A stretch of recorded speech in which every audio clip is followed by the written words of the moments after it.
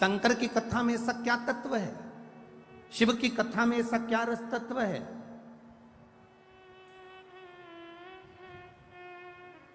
क्या मिलता है शिव महापुराण की कथा को श्रवण करने से? दुनिया के लोग कहें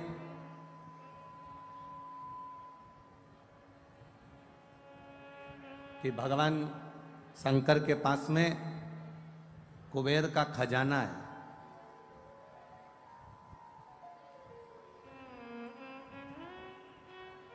भगवान शिव के पास में ढेर संपदा है, इसलिए दुनिया के लोग शंकर भगवान की आराधना करते हैं। बहुत अच्छे से सुनना महाराज, तब अधिक मास की शिव महापुराण की कथा चल रही है, अपनी जिंदगी में उतारिएगा। लोग कहते हैं शिव जी के पास में कुबेर का खजाना है, शंकर भगवान के पास में अपार धन है, शिव जी के पास में अपार संपदा है, इसलिए दुनिया के लोग शंकर जी का भजन करते हैं, शिव जी पे एक लोटा जल चढ़ाते हैं, शंकर जी की भक्ति करते हैं, इसलिए लोग शिव जी की पूजन करते हैं, उनसे मांगने के लिए, उनसे पाने के लिए। ये दुनिया के लोग समझ नहीं पाए। लोग कहते हैं शिव जी की पूजन इसलिए करते हैं क्योंकि उनके पास करोड़ों का धन है, अंबारियां भरी पड़ी है, लक्ष्मी भरी पड़ी है, संपदा भरी पड़ी है। उन दुनिया के लोगों को बताना कि हम शंकर जी की पूजन इसलिए नहीं करते कि उनके पास कुबेर का खजाना है।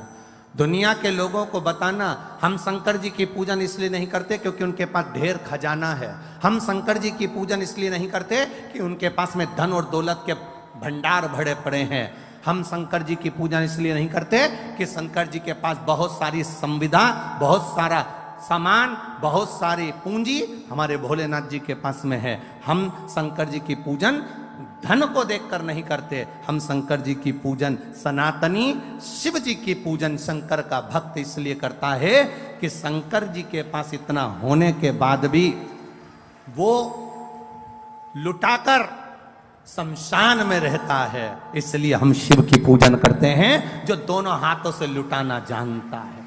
इतनी संपदा होने के बाद खुद अच्छे सोने के महल में रह सकते थे भोलेनाथ, इतनी संपदा होने के बाद, कुबेर का भंडार होने के बाद, खजाना होने के बाद मेरे भोलेनाथ अच्छा महल बनाकर रह सकते थे, पर मेरे शंकर भगवान ना महल बनाकर रहते हैं, ना बहुत बड़ी अटारी बनाकर रहते हैं। मेरे भोलेनाथ तो शमशान का निवास कैलाश के शिखर पर अलमस्त होकर बैठे रहते हैं, क्योंकि हम शिवजी की पूजन उनके खजाने को देखकर नहीं करते, हम शिव जी की पूजन इसलिए करते हैं कि खजाना होने के बाद भी उनके जैसा लुटाने वाला दुनिया में कोई नहीं होगा, इसलिए शिव की आराधना।